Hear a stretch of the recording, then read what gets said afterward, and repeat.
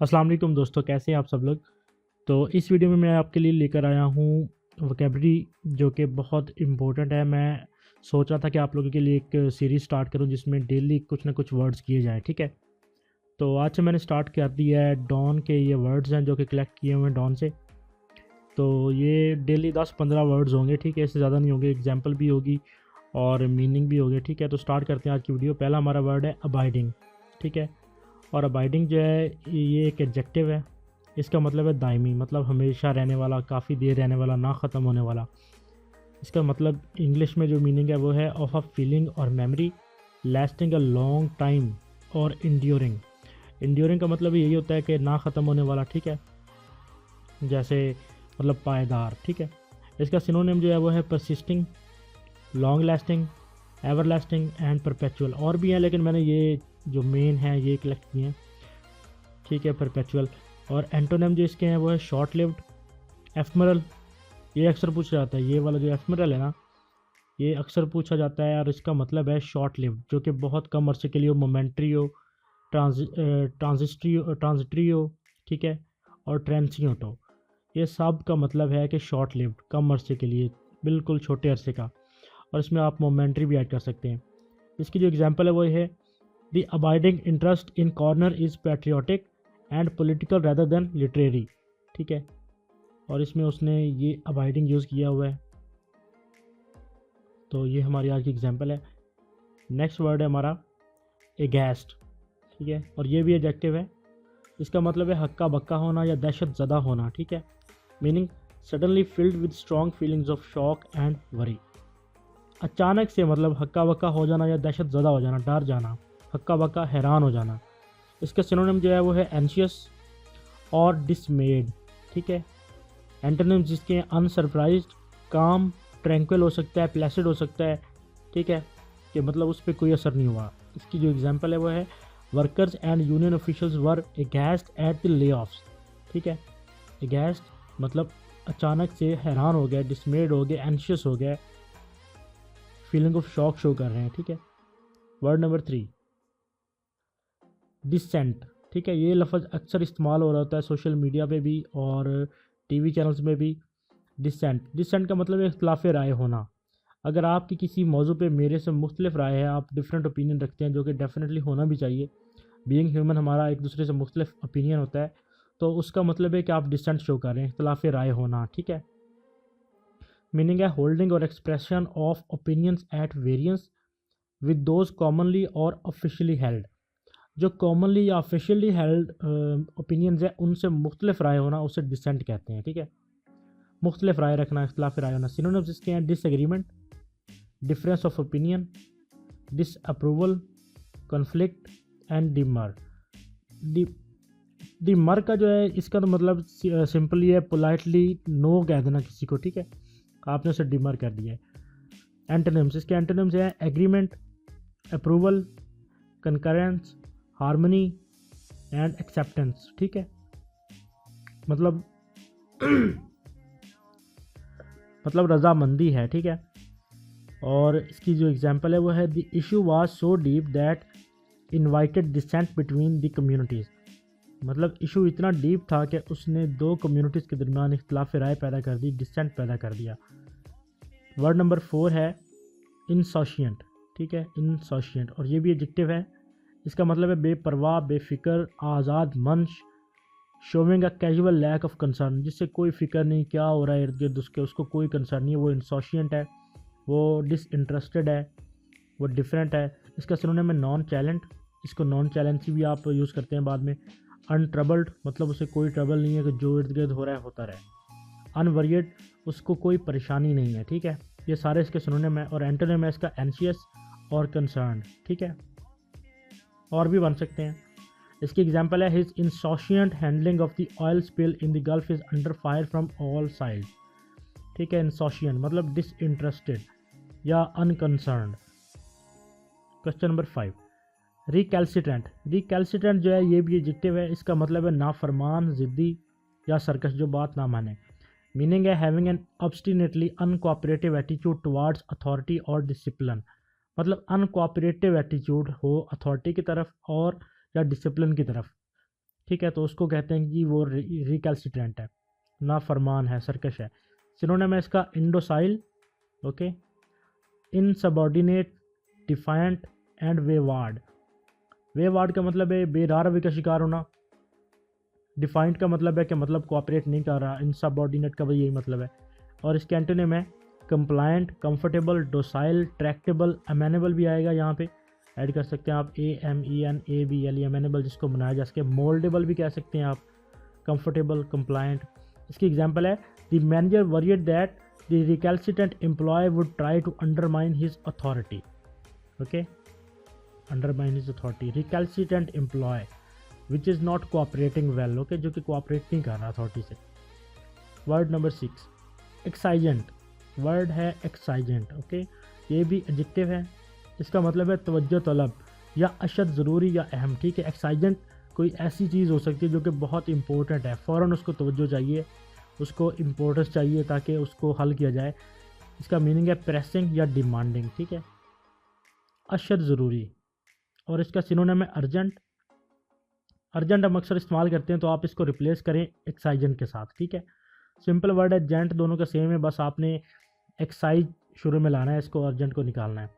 आप ऐसे इस्तेमाल करना शुरू करेंगे तो आपकी वोकैबुलरी में ये इम्बाइब हो जाएगा, ओके। क्रूशल, इम्पॉर्चुनेट, ठीक है। इम्पेरेटिव, इम्पेरेटिव जो है ये अक्सर कॉलम्स में यूज़ होता है, बहुत इंपॉर्टेंट और ऑफिशियल वर्ड है, इसको आप याद कर सकते हैं। क्लेमेंट हो सकता है, ठीक है, क्लेमेंट, इम्पॉर्चुनेट एंड इम्पेरेटिव, यहाँ से आप 3 वर्ड जो है ये इस्तेमाल कर सकते हैं अर्जेंट के लिए। एंटोनिम इसका बनेगा अनप्रेशर्ड, फेसाइल, ठीक है। अनप्रेशर्ड मतलब उस पर कोई प्रेशर नहीं है, कोई किसी किस्म की कोई टेंशन नहीं है।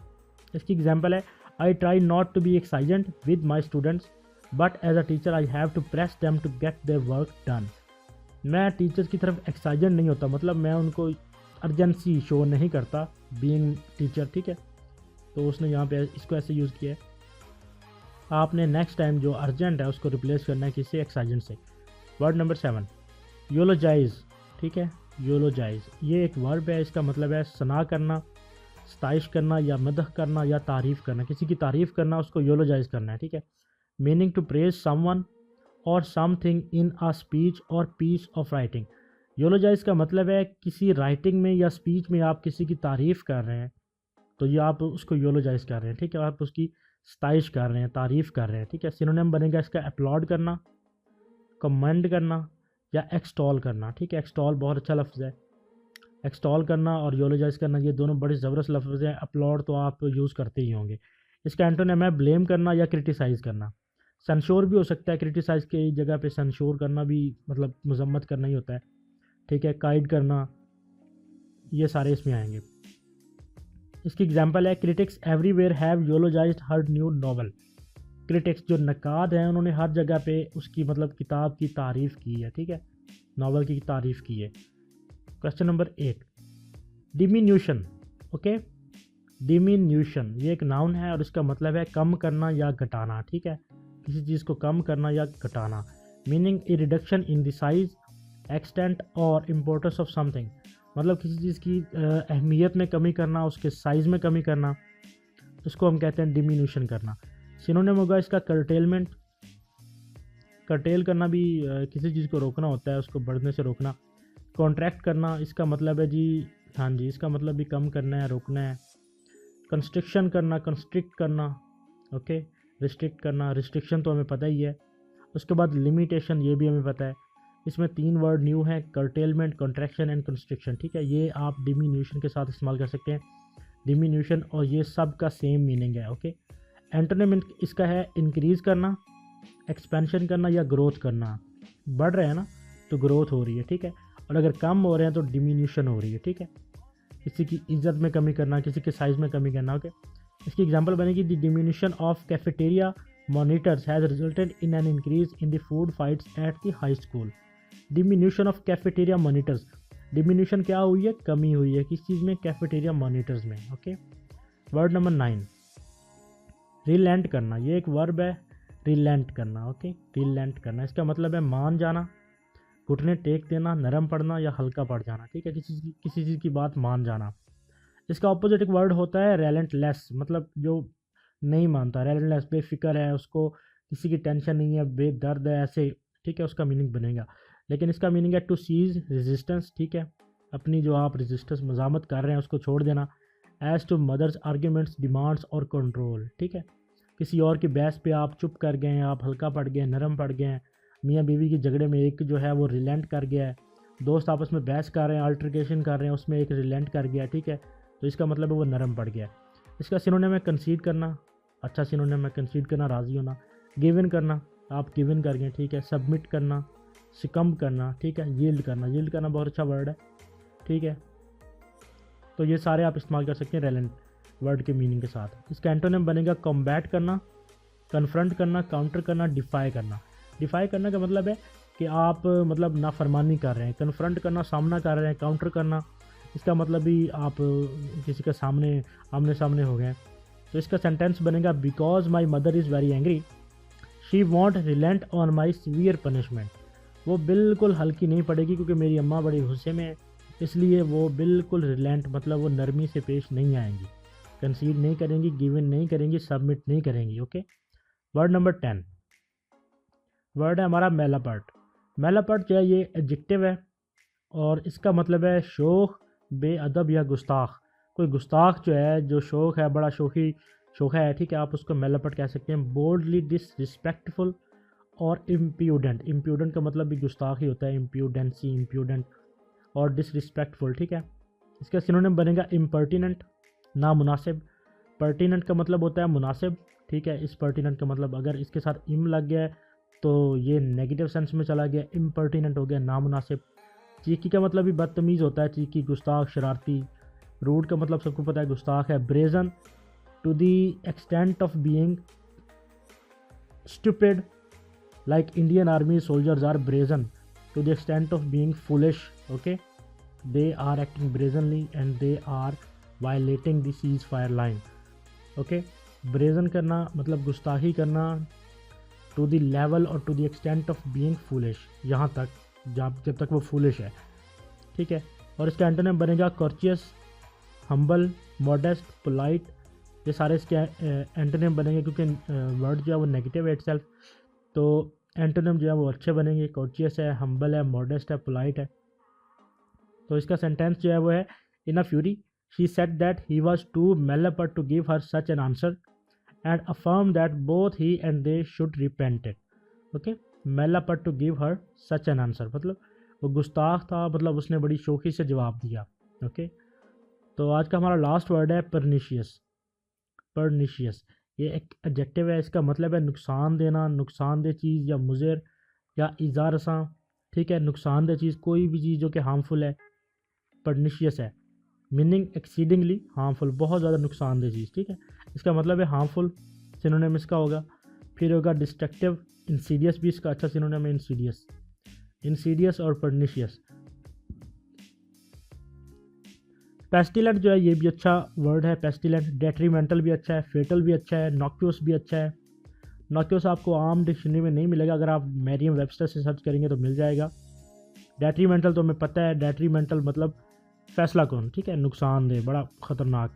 पेस्टिलेंट का भी यही मतलब है। इसका एंटोनिम होगा बेनिफिशियल, फेवरेबल। ओके, परनिशियस का मतलब है एक्सीडिंगली हार्मफुल, नुकसानदेह। तो इसका यूजेज होगा evidence exists that hidden and pernicious obstacles have increased. okay, pernicious obstacles ख़तरनाक जो है, मतलब exceedingly harmful obstacles have increased। तो आज के हमारे ये 11 वर्ड जो हैं ये कंप्लीट हो गए हैं। उम्मीद है मैं आपको कंटिन्यूसली मतलब ये वर्ड जो हैं बना के सेंड करता रहूँगा और आप मुझे कमेंट्स में बताएं कि ये सीरीज़ आपको कैसी लग रही है। Thank you.